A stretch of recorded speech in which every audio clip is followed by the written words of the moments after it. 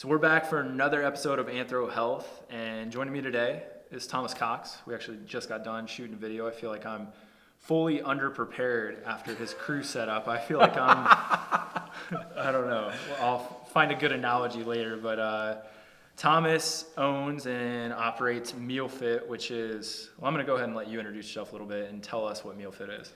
So Mealfit is a company that started out one way, but then has transitioned into something totally different than it started out. So we started doing meal planning. We've done meal planning for thousands of people in 25 different countries. But now the three things that we do since moving to Birmingham is we feed Highlands College. So we feed a small college, which has been wonderful. Just that. Just a small college. And then second thing is we cater.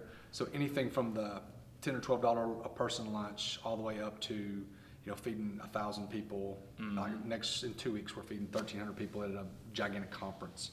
And then the end of this week, we're feeding 250 people. So that ranges. And then we do meal prep.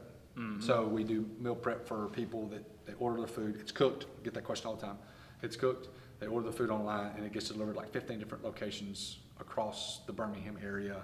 And we did a map the other day, and it was really cool because we hit a large area of Birmingham, and there's a couple areas of Birmingham was like, oh, we got a gap here, we need to hit this, and so we're trying to get better at that. But so feed Highlands College, do catering, and then meal prep. We also started another catering line called Table and Time. Very nice business card. Thank you so much. Man. We worked really hard on that. So, and if you could feel this thing, it feels amazing. I said it feels like you can throw it into a watermelon. Exactly. And so Table and Time is a higher end catering company that will give us that touch and that, it gives us that validity to do weddings, corporate events, private events, that where Mealfit is not exactly your wedding name. Yeah. To do something that's more high end.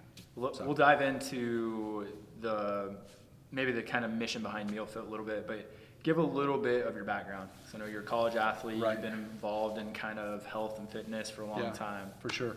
So born and raised in Birmingham, Alabama. My dad was a football coach in high school. And so from the time I was 5 years old, all I've ever wanted to do was be in football. So I knew growing up what I was going to do. I knew I was going to go coach football. High school or college, I started to formulate the college thought process later on. And so I've always wanted to be a college football coach. And so I went to college, got a scholarship to play quarterback at UAB. Absolutely loved my experience there. Did not want to stay in Birmingham. But it's one of those things where God just kept me here. And I loved it. Loved being in Birmingham, loved living downtown. And then I went to Atlanta, moved to Atlanta, coached with my dad in high school for 2 years, got a job at NC State, coached at NC State for 2 years. We all got fired. And then we went to Tennessee Tech and was there and loved all of it. Had a second kid and realized that something had to change. And was that a financial decision or time? No, it was time. It was time. We were making good money. Cookeville was a great town to raise a kid in or raise anything in because it's so cheap to live there. And so making good money, financially stable, it was just a deal where I was missing my kid's life. Like I missed the first 3 or 4 years of my daughter's life. I was coaching 78 hours a week. I'd get done with coaching. I would go into recruiting and be gone days at a time, and then have a little break, and then start spring football. It's just a cycle. Your boss could tell you when you were off. This is when you take vacation. Here's the 3 weeks we take vacation. I have a 3-week window to take vacation. And so those are the things that I got out of. And so we got out of that. And I'm the only guy in America that quit a job he loved. Quit a job that I love to go make less money to do to not be sure about what I wanted to do. So what was the evolution of Mealfit coming around? So when I was at Tennessee Tech, a guy named Chip Pugh, who ended up being one of my best friends, I've always been a lifter. Always been weightlifting, strong in college. Loved lifting weights, loved the training, loved the running, loved all that stuff. And so I got with him, and at the time I was running marathons. And so when I was in North Carolina, all my guys in North Carolina, when we were at NC State, they were long distance runners, and I got into marathon running. In the first year or two I was at Tennessee Tech, I ran marathons. And so I pulled off the weights. I've always lifted, just pulled back when I started the high volume stuff. And then he introduced me to CrossFit at the very beginning stages. And what year was that? Like 07, 08? Okay. 08? I mean, like Early. OG days. Yeah. You know, so I remember him going to the CrossFit games and me going, where are you going again? To Aromas. Mm-hmm. You know, and so we got into that and developed some friendships there in that community because, I mean, Cookeville has morphed itself into being the CrossFit hub of the world. Mm-hmm. And so had some amazing training partners there and learned a lot about the body, learned a lot about fitness, learned a lot about food, learned a lot about nutrition, because when you get involved in that as deep as we did, nutrition is the building block, the base of CrossFit. Mm-hmm. People don't realize that, but food is a huge deal. And those people are adamant about what they eat and how they eat and all that kind of stuff. And so I got involved in that. And then I quit my job coaching, started working at a church, took a huge pay cut. So really similar to your deal, like I was making good money. Mm-hmm. And then I was like, I don't want to do this. I can't do this anymore. So I took a gigantic pay cut. And I worked at a church. Honestly, I feel like God, and this is cliche, God put me there. Yeah, he did. But God put me there to figure it out. Mm-hmm. He did. He put me there to figure it out. So I figured out. Guy walked to my office, asked me to make him a meal plan because he knew I knew about food and I ate funny. I ate different than everybody else. And so I said, sure. And it just was a domino effect from there. And so I did that for a year and a half and we grew. I was working on a church's laptop doing meal plans for people all over the world. And then a year and a half into it, I went part-time at the church. Mm-hmm. And at that point, I took those 20 hours that I wasn't working on Mealfit and started working on Mealfit, and it was just like, I mean, a gigantic trajectory. So where we had talked about you had slow growth at the beginning, mm-hmm. I was working a job and working on the thing that I loved. Mm-hmm. Where you quit your job to go back to school, I worked double duty and didn't make much money the first year. Yeah. The second year, we made a bunch. So getting it, it's called Mealfit. Yeah. So obviously there is a healthy spin coming from, you told me in our interview that you have a history degree, master's in education. Yeah. So coming into that, obviously we can self-teach a lot. And when it comes to nutrition, something that is very much prevalent nowadays is there are all these certifications, right? Precision nutrition, right. and a lot of them fantastic information. Absolutely. Do you ever feel, and I don't want you to take this the wrong way, do you ever feel a bit of like imposter syndrome of like, should I be doing nutrition planning for right. people when there are people that have like a PhD or a master's? Like, how'd you educate yourself? Uh-huh. B, what is the kind of mission behind Mealfit of like, hey, this is kind of our idea of what we think healthy is. Right. So I had a lady who worked at the gym. I'm answering both questions. Yeah. Had a lady that worked at the gym who brought up the same thing when we first started. Mm-hmm. And was like, hey, you could get busted for this. It's illegal. And I'm like, I just give suggestions on, I'm making meal plans. I'm sending people recipes. Mm-hmm. I'm just giving suggestions on what would work for us. That's one of the things I've always said is I've experimented on me mm-hmm. first and foremost. Not even my wife sometimes, but just me. And so how to educate myself. We had talked about a mutual friend, Brian McKenzie, was mm-hmm. huge. It's huge impact in my life, and as far as the education is concerned, just the constant learning, the tinkering with things. Brian is a constant, like, I'm kind of messing with this right now. I'm kind of working with this right now. And so I started just tinkering with food, and I'll always like to cook. Mm-hmm. And so started messing with food, started messing with the nutrition part, changing things up in my diet and see how I react. High this, low this, more of this, less of this, whatever. And and I read a ton. I'm a huge reader. Was not a huge reader growing up, but then I got to college and started reading more. Mm-hmm. And so I'm a huge reader. Read a lot, consume a lot of just information. Sometimes it can get, it can kind of paralyze you a little bit as far as just like, this says this, but this says this. But you got to really digest it. And the best thing to do is experiment. Mm-hmm. That's what I tell people all the time. So that's to answer the question about, how to educate myself. But like when Yvette came to me and said, hey, you need to watch out, like, you're giving bad advice, or you're not certified, or you don't have this. I called the state. I was like, hey, this is what I'm doing. Am I legal? And it's the thing. I'm not here to cure any diseases. Mm-hmm. I'm not here to make someone, a totally different person. I'm here to say, hey, this is what works for us. This is how we've done it, and it's been successful for us. If you want to come alongside us, great. Mm-hmm. But understand that I don't have letters behind my name. I'm not. When there's no, on your website, there's no desired, like, this is going to equal this. Absolutely In my opinion, and this may be not a great parallel that you want to draw, you're no different than, in marketing terms, Pizza Hut putting out a commercial. All you're showing is, this is the food that we prepare. Yeah. It's probably a lot healthier than that. No doubt. Here it is, you can buy it. You're Right. not saying, hey, this makes this change. Right. So I see nothing wrong with that. So that kind of gets to that second part of that question. What is the premise, or what is your diet? Because that's where a lot of this came from. Yeah. What's the premise for what healthy means in Mealfit terms? Okay, so I love this question because this helps me get the mission out of what we want to teach. Mm-hmm. So whether we're teaching kids that are at Highlands College, or I'm teaching, like, I've got multiple NFL athletes that I feed during the off season to, kids that are training for this, or to the people that want to lose weight. I saw a quote the other day by Jeff Bezos and Warren Buffett, two of the richest people on the planet. And Warren Buffett has a thought process of wealth that is really different than a lot of people's. And Jeff said, your method of creating wealth is very simple. Why do more people not follow it? Warren Buffett stopped and he paused. He goes, you know what? Because people don't want to get rich slow. Why am I talking about money? There are so many fad diets out there, from keto to zone to Atkins was huge for a long time, to now it's like carnivore macros, yeah. and there's so many things out there. Mm-hmm. Paleo, this, it just, South Beach. I mean, there's just, we could name them for hours.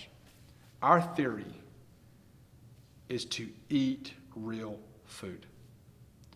There are some things that we obviously need to eat less of, Mm-hmm. but if you eat real food and you move, you are going to be fine. That's it. I don't have a magic pill. I don't have the magic key, but a consistent thought process and a consistent discipline of eating real food and moving properly. You are going to be fine. Mm-hmm. You are not going to lose 100 pounds in a month, mm-hmm. but you're going to be fine. I want to give people a thought process of how to eat the rest of their life, not for their wedding, not for a race. Now, now let's say that I will say this: there are certain things in certain groups of people mm-hmm. that need to eat different than the college kid. Oh, absolutely. I've used him all the time. Rich Froning is one of the best. Probably he's the Michael Jordan of CrossFit. Mm-hmm. The guy ate different. He didn't eat a ton during the day, and he talked about what you did early. Ate a ton at night. Mm-hmm. It worked for him. Is that optimal? No. A triathlete is going to eat different than the soccer mom taking their kids to practice. He's got to consume more calories. Michael Phelps, he's got 70,000 Olympic medals. He's going to eat different. But those are the anomalies. Those are the exception and not the rule. For the normal the 97% of the population, mm-hmm. if we can eat real food, one ingredient items, tell me this all the time. If your 7-year-old or 9-year-old can't read the entire food label, you probably don't need to eat it. Mm-hmm. Which is not a groundbreaking idea. It's not. Neither is Warren Buffett's strategy for creating wealth. But it is very hard for people to do because it's a frame of mind, especially in Western culture, that we should be able to do right. everything. We should be able to eat a bunch of cake, not exercise, and then still look good on our wedding day. Right. Little do we think that, we always think it's sacrifice, right? Diet means cutting stuff out. But it shouldn't be sacrifice. It should be a way of living right. where you're not sacrificing, right? What For you sure. are sacrificing by doing that is your health, your hormone regulation by yo-yoing everywhere. But we want everything all at once, that I should be able to go crush a bunch of booze on Friday night, eat poorly, not work out, and then get in the gym Monday morning, burn it off. Like, it's this kind of credit debit system right. of like health. And it seems so simplistic, which it is, but the hardest thing is it's changing habits, which people talk about all the time. You're not changing what they eat, you're not changing what they drink, you're not changing what they exercise, you're changing habits. And right. that's the very first step. I just saw a quote by Mark Hyman, who's a pretty prolific nutritionist. And he said, if I could put one medication into a pill, if there was one magic pill, it'd be exercise. Yeah. but we use exercise in a fundamentally different way than people that are trying to lose weight, you and I, when I say that, there is a dysbiosis when people try to lose weight through exercise. That is not what it's meant for. No, and absolutely I know that not. seems, and there's actually, I say this all the time, there's no study that has ever shown that there's a correlation between exercise and weight loss.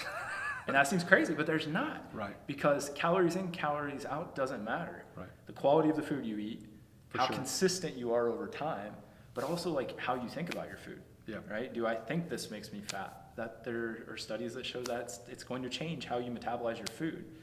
So when you're having, I know you have people that come to you wanting to buy food from Mealfit For sure. for specific reasons. Yeah. What do you have anything that you consistently find you telling other people? Like, hey, think about it like this, or are you just saying eat these foods? Right. People ask me all the time, how much should I eat? I don't know. Like, are you Beau? Wait, are you saying it depends? Are you Beau Beer? Are you training for a 100-mile race on foot? You have to consume a different amount. I'm talking to people on the phone. Well, how many people does a pound of rice feed? Who are you feeding? So I get those same thought process, those same questions all the time, and it does. What you do on a daily basis, it depends on how much you should eat. It does. Now it doesn't vary a ton, Right. but it does. The thing that makes it hard to grasp is that our success in business and in the food industry, it's not fancy. Mm-hmm. And that's the thing, Beau, that I think where people miss the boat is it's not fancy. I don't have anything earth-shattering. I don't have anything groundbreaking. It's simple. Simple doesn't always sell. Mm-hmm. But the thing that does sell is results. And it consistently, like you talked about, and I love it, the habits of changing people's habits of their morning routine, what they're doing from an exercise standpoint. Like you said, why are they exercising? Mm-hmm. Why they're all these different types of things. Those are the things, and those things are not fancy, and they're not going to make a good book, and they're not going to make a ton of money. Yeah. But they're life changing. Oh, absolutely. And so I think the more I can convince people to say, hey, look, it is a long freaking race. The exercise thing. I love this story. So Jason Kaliba, who won the CrossFit Games, I don't even remember what year. He's a wonderful human being, great businessman, wonderful athlete. So he's at this track, and they're running, they're lifting this, they're doing stuff. And this guy comes by and he goes, hey, what are you training for? He goes, he's breathing heavy. He's hands on his knees. He looks up and he goes, life. And people ask me all the time, like, hey, man, you're 39. Like, are you still going to lift heavy? I'm like, you know what I did yesterday? I said, my wife asked me to pick the freaking couch up so she could vacuum. Hey, you know what I had to do last night? I had to take a 90-pound girl from one bed to another, dead weight, because she's sleeping. I had to pick her up and take her from one bed to another halfway across my house. I had to pick up a cooler this weekend at the lake and take it from the dock to the boat, and it weighed 75 pounds. That's life. And so, talking about exercising, I exercise for life. Well, and we live in a time of environmental mismatch, right? We used to live in a certain way that all that stuff was easy. Picking up your daughter was like, dude, I can do this all day long because I was just out there, plowing a field. Right. But now we have to create an artificial environment of struggle and, a battle of attrition with your body almost, to where you're throwing in these challenges. Hey, I'm going to go get on the rower because I need to, rather than I'm doing all the hard stuff, and the daily, things of around the house, whatever, are just, that's what I do. Yeah. But most people come in here, even though we see a lot of athletes, it's not a heavy deadlift. It's not a pulled hamstring on a 100-meter, sprint. It's I picked up a sock. I moved around. I was riding on a boat doing absolutely nothing, and I came in here and I can't even stand up straight, right? So preparation for life used to not be a thing. You just were living your life in a fashion that basically bulletproofed you. And that's that whole idea of being anti-fragile, which we are, but we have to put ourselves in that environment. So I know you come from a CrossFit-esque background in the past few years. Like, we were kind of talking about this before. What do you still do now? Obviously, lift heavy, you're doing CrossFit-style workouts. Right. Here's the theory that I live by, and I learned this from training with some of the best athletes in the world, is lift something heavy and get out of breath. It can be dumbed down into that. Okay? Now, do I lift something heavy every day? No. We talked about this earlier, I have moved into a thought process of moving every day. Mm-hmm. And this may be going too deep, but like ancestrally, they did something every day. This is called anthro health, man. Exactly. No way we're getting too deep. So like, from the time of man, you moved and did every day. And now, it's normal to not move. Mm-hmm. And moving is the exception. I want to move every day. I want to get out of breath every day, and I want to sweat every day. So 365 days in a year, I'm doing something 360 of them. Mm-hmm. Now, I know I take an off day. Yeah, but you know what I did yesterday? I ran 200 meters and did 20 kettlebell swings for 12 minutes. I didn't move mountains, and I'm not going to win the CrossFit Games. Mm-hmm. And I'm not going to go win the Ironman in Hawaii.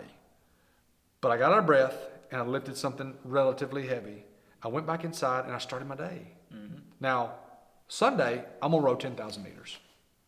Come hell or high water, I'm going to figure out a way to row 10,000 meters, at least right around 10,000 on a Sunday. Because I get out of breath big time. I sweat a ton. My heart rate is high, it goes low. It's high, it goes low. But that's the way people live for hundreds, if not thousands of years. And so from an exercise standpoint, that's where I'm at these days. And it's drastically changed. 5 years ago, I was training for the CrossFit Games, and I was lifting heavy, doing multiple workouts a day. But you know what? Competitively, I don't have to do that anymore. Yeah. And that's not arrogance. But I've competed at a high level, and I loved it. But at 39 with 3 kids, I am going to be safe. I'm going to be healthy. I'm going to be strong. So I'm not going to lose the strength aspect. Try not to lose the strength aspect of it. But like, that's the goal now. It's not a status quo. Like, not at all. You're not like, stuck. No. Like, for example, like we're started training now for October. We're going to hike the Grand Canyon rim to rim to rim. Nice. So it's 42 miles, something like that. We're going to do it over 2 days. So hike half, camp, and then hike back. But like 42, that's a long freaking way. Yeah. 500 years ago, I wasn't. Yeah, the average per day walking, even 300 years ago was about 10K. Mm-hmm. Right? Now people have to train for weeks to run a 10K, like in a very short amount of time. Oh, yeah. But we were doing that every day in a nomadic lifestyle. And I tell people this all the time. Evolutionary wise, we want to sit on the couch. We're trying to that's the goal. Retain calories and retain energy and not move because that's safe. Same thing happens when you're injured though. The goal of an injury is to get you to sit on your butt. I always use the analogy of if I was a caveman or woman, I would go hide in a cave while I was injured, so I A, didn't get eaten. B, I healed, but you would eventually get so hungry, you'd have to go walk out of your cave and chase something. That's rehab. Right. But most of us end up getting a little hurt, a little overweight. We sit in our cave, aka the couch, and we don't change anything because there's no evolutionary trigger to make us want to do that. That's where you're literally now, we're fighting our own human nature. Yeah, and I think when you realize that, it kind of makes you realize that working out always doesn't feel great. Right? People are like, oh, Instagram, like I'm exercising, I'm sweating.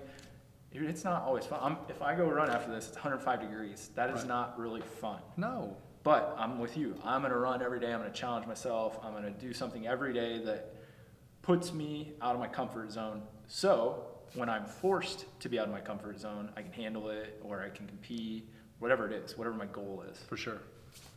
So let me ask you this. These are always 2 questions I ask. Okay. So this could be... I have no idea what you're fixing to ask. Hey, you're good, man. Okay. That's what the fun part of this is. So it could be professional, it could be personal. What is something that you long held to be true, but you had to change your mind on in the past year, past couple years based on experience, evidence, whatever it be? Number one is my relationship with my wife has drastically changed in probably the past 2 years. Is in a way of understanding how to love her in a way that she gives and receives love in a different way than I do. And the way she receives love is not the way that I like to give. And so I have in turn have to get out of my comfort zone in order to make this relationship the best it's going to be. Great. The practical example of that is I'm a physical touch acts of service. If you noticed, when I walked in the door and greeted you, I'm a hugger. I'm a toucher. She is a little bit, but that's not like her deal. Okay? I'm also an acts of service guy. Like, it makes me feel wonderful inside. If the dishes are done, the clothes are clean and folded and up, and the house is like, I'm like, oh my gosh, it's awesome. It's not her. She's gifts. That sounds really selfish. But she loves nothing better than buying stuff and giving it to somebody. Her nieces and nephews, her friends, her kids. Like, she loves buying crap for her kids. So that's the first thing. I've understood that I'm not going to change her. And the more I try, it's like pushing a rope. It's just not going to work. Yeah. So I've had to get out of my comfort zone in order to help my best friend. This sounds really awful. Help my best friend fall in love with me more and more every day. I don't think that sounds bad at all. So that's the first thing. The second thing is I am borderline vegetarian. So, man, the volume of meat that we consume, I really in my heart don't think it's the best thing for us physically. I think that we consume too much protein. I think that there's a huge marketing twist out there to make us think that we need 1 gram per pound of body weight of protein. Like 40 to 60 grams of protein a day, I'm like, good.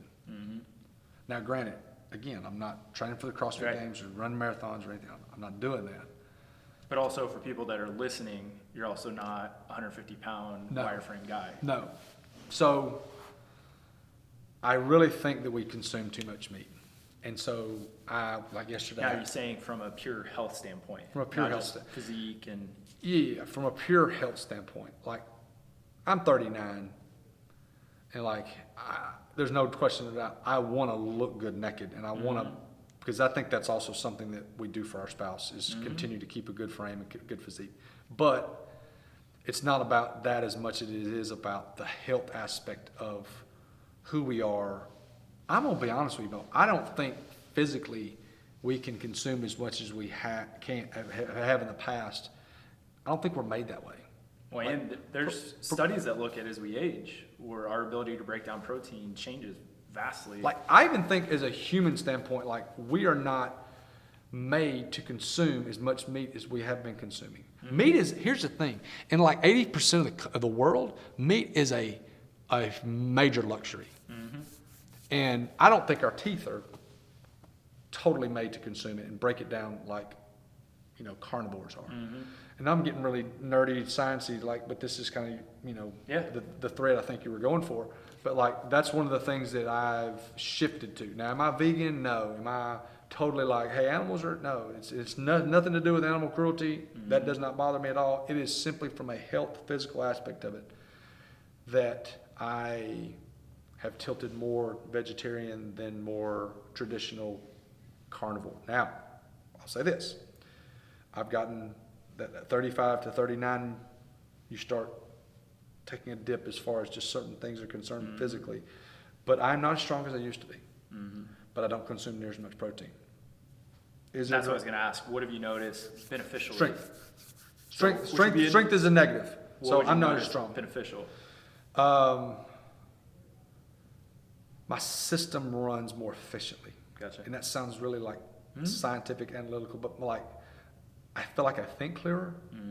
It sounds really, a lot of them, I feel like I go to the bathroom better. I feel like I'm more regular. I feel like I'm more energy in some ways. So I think my system from my head to my toes, from endocrine to nervous to digestive, I feel like those systems run better. Well, an interesting point on that real quick is there's a book, which a big component of the book I don't agree with, and I've voiced that on here before. It's called the Wilditarian diet, which again, talking about a diet.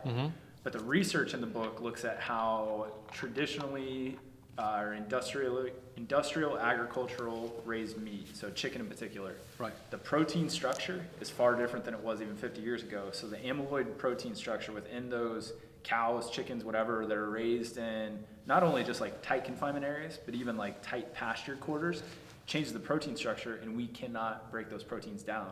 And when you talk about thinking clear, they know there is a correlation between those amyloid protein structures and neuroplaquing that would have a tie to like dementia, Alzheimer's, and things like that, like neurodegenerative disorder.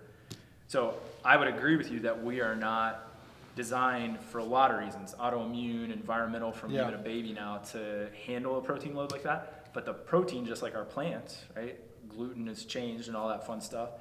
Even the protein's changing. Right. And I just think being aware of that, you're in tune with yourself, that you feel like I just run better, whether we can quantify it or not. But a lot of people just adhere, it's like all or nothing, and they're not willing to like test. It's like, well, I'm a carnivore diet, I'm a vegan, I'm a vegetarian. Sloan was a vegetarian for 6 months, and she was like, I felt depressed. I felt horrible. She had a protein back in, boom, right? So yeah, she tested it, and she did it for, hers were a lot of like, animal cruelty things. She started thinking about some stuff. She's like, if I can't kill the animal, I shouldn't eat it. Wow. Then she got over that. She got over it real quick. So bad. But, she had to test that out. So I always bring that question up, because if you're willing to change your mind on something like that, it just shows you're somebody who is about personal growth. You have an open mind, you're not closed off, and that's just, we need a lot more of that nowadays. Absolutely. So I think you've got to be able to tinker with what you're eating. And I think that's all. And this is why I like the CrossFit. Is CrossFit the only way to exercise? Absolutely not. But I do like the theory of the constantly varying stuff. Yeah. I think that's good. Oh, the principles within it are very strong. Absolutely. Right? When we get off into the extremes of anything, not so much. So flip side of that question. Okay. What is something and again, you can take this wherever you want. What is something you know to be true, but there's absolutely no evidence, right? Nobody's ever proven it. It may be something you do as like a habit, an eating habit, workout, spiritual life, whatever. But nobody's ever proven this. You're just like, dude, I know this is the way it is. Discipline in making yourself, and this may be true, I don't know, but daily disciplines are what shape you. It is not the one event. Doing stuff over and over and over and over again, the compounding daily disciplines is what creates who you are.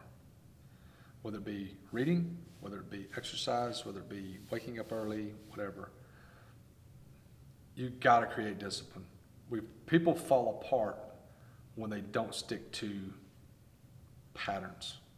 Now, just like we talked about, patterns need to change, but we've got to test and get into a rhythm of how to do life on so many different levels, from food, from exercise, work, all these things. But the daily things that you do are what creates who you are. The daily friends that you're around, the daily things that you read, the daily music that you listen to. We are huge into not listening to things that are not uplifting. Like, this sounds super legalistic, but I really don't care. We don't watch R-rated movies. Yeah. We don't listen to, this is the word secular, sounds awful. We don't listen to secular music. And I'm not saying that it's bad if you do. I'm just saying those are the things those are the choices that we've made that we just don't vary a whole lot from. Well, we talked about Steve Jobs wearing the same clothes. It's kind of in that same vein. You're just limiting your exposure through a bigger chunking of, we're getting rid of that. So you could pick, I listen to that band. It's just easier to say, I don't listen to any of it. And whether that's is that wrong or right? probably neither. It's just a thing, Right. right? We lay judgment on things way too quick. Like, is that bad or good? It doesn't matter. Doesn't matter. Right? It's just a choice I made. That's how we live our life. It makes our life easier. We think we're better for it. Helps us. And that's, again, what that question's posed as. I don't know who said it, but the idea of when you lack discipline, it's like consistently lying to yourself, right? So you stop trusting yourself, which leads to all those problems of like, I'm going to tell myself I'm going to get up and work out, and I don't. If you do that enough times, pretty soon you're not sure of who you are. For sure. Which is the exact opposite of what you said of like, that's how you figure out who you are. So I love that right Yeah. there. Well, those are my 2 wrap-up questions that I always ask everybody, because that kind of gives a window into really who you were and who you are and kind of where you're going. Right. So let's wrap it up with this. Both personally and business-wise, where do you see yourself in the next like 5 years? So it's a great question, because in the last 6 to 9 months, I've really done a gigantic examination of our business. I love to work. Like, I love working. I love going to work every day. I have to monitor myself, you know. But in the next 5 years, my hope is to grow our business to the point that which I can either segue out of it, either sell what we've built and go do something else, or leverage it to the point to where I can, like you said earlier, step away and not have to be involved in the day-to-day. The hard part about that is quality. You got to make, you're the guy that owns it, so you've got to keep a constant monitor on that. But you move slower when you hire great people, because you have to pay them more to run what you're doing. And so I've transitioned into that, but I've also sought out advice to how to, this is such a buzzword now, but how to scale our business. I hate that, but it's true. How do we grow?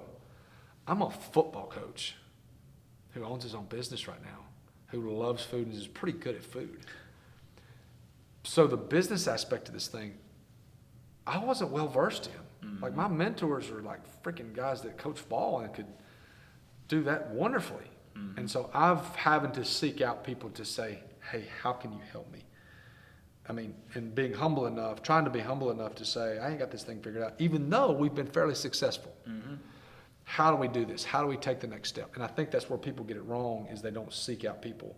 And the term mentor is so overused right now, but like I'm seeking out, and I found a couple that people that you can just say, hey, can you help me?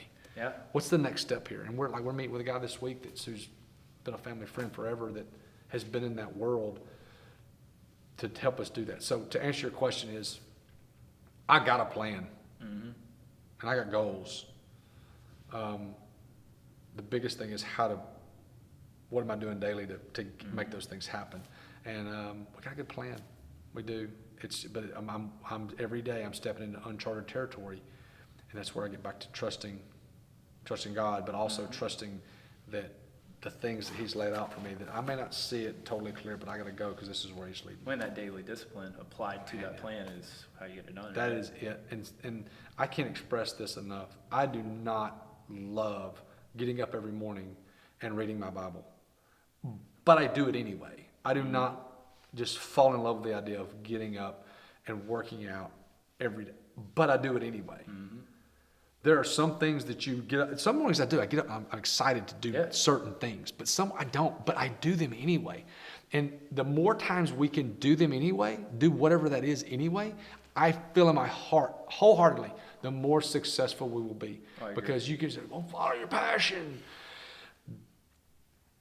You got to have passion to get through the hard times. Yeah. Because the bulk of your day is not just like butterflies and rainbows. You got crap that you're going to have to go in here at night or tomorrow morning at 5 and do that you're not just excited about, but you got to do them anyway. Absolutely. So those are the things that I think that will get us there. I got no doubt in my mind in the next 5 years we're going to reach our goals. No question about it. But it's just, hey, you just got to take that path to get there and continue to do it. One thought I had on that before we wrap up is I was listening to that talk with Seth Godin, and it kind of just hit me like a ton of bricks. He goes, there's a huge difference between a freelancer and an entrepreneur. And he goes, we have it completely backwards in our society. He goes, a freelancer is somebody who is selling their services only when they work. And that's really me right now, right? If I'm not in here, I'm not really making a whole lot of money. Right. I don't have passive income streams. And he goes, an entrepreneur is somebody who's created something where they can walk away or it runs without them. But I tell people all the time, I'm an entrepreneur, right? I'm a business owner. Are you really? Right. Or are you just working and trading services for money? And yeah, this is a health podcast and all that, but think about every part of your life in that fashion. Yeah. Are you just freelancing everything? Are you creating systems and daily disciplines? Systems, man. God, yeah. And the ability to have a bit of grit when things aren't great. Because if you don't have a system and you don't have a plan and you don't have any of that, it doesn't matter. Diet, exercise, spirituality, whatever it is, it's going to fall by the wayside. Absolutely, yeah. And that's, I think, why people like you and I and, all the people we surround ourselves with put ourselves up against kind of the fire consistently through, working out, competition, whatever it is, because we're trying to test ourselves to be almost to be sure, like, hey, is the stuff I'm doing working, right? Am I going to be okay when it gets tough? Yeah. And it's because you never know what you're going to face. You do. You never know. And the business aspect of it is, like right now, we're launching a new catering line. Mm-hmm. Like we're spending some money and some time. It's scary. A little bit. Yeah. But like the girl that's helping us do it, she keeps like, hey, what about this? I'm like, yep, go ahead. Yep. Sounds good. Yep. And we keep writing checks. And like there's none of, but I know this is the best thing for our business. Right. And I'm stepping out saying, hey, this is where we're going. This is the plan we have. And so in turn, I know this is what we need to do. Mm-hmm. And that's the hard part. Yeah.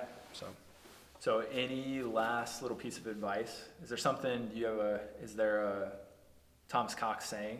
Like if I asked your wife, man, what's he always telling people? Like what's his little go-to? Man, from a business and a life perspective, I go back to eat real food and move. Mm-hmm. Because we are super homeopathic, not very traditional medicine people. And I really in my heart feel like that moving properly, what you do here, and eating real food will cure so many of the things that ail our society these days. That's number one. And then number two is, man, I try to live with so much discipline on a daily basis. So if we can eat real food and move and live a disciplined lifestyle, saying no to the things that we know we shouldn't do, man, you can have the world by the tail if you can do those two things. Those two things. Boom. Mic drop. Thank you so much for doing this, man. I appreciate it. Thank you so much. Yep.